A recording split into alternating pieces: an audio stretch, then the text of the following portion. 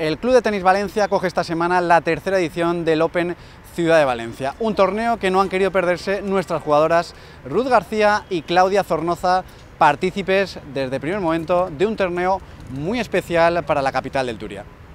Bueno, la verdad es que ha sido una anécdota muy chula de nuestra participación hoy aquí, de nuestra presencia hoy aquí en el Open, y la verdad que bueno, cuando me ha dicho la juez que tenía que tirar la moneda, pues ha sido pues una anécdota más que guardaré con cariño, porque al final eres partícipe de este torneo que es tan importante para la ciudad de Valencia.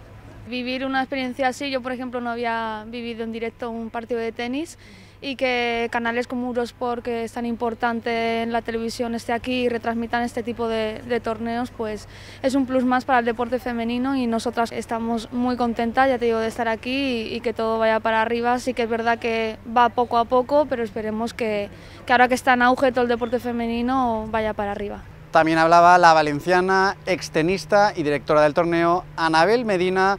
Valoraba un torneo que vive este año en la tercera edición. Pues hacemos una valoración muy positiva. Este año hemos conseguido subir la categoría a $60.000, algo que teníamos dentro de nuestros objetivos.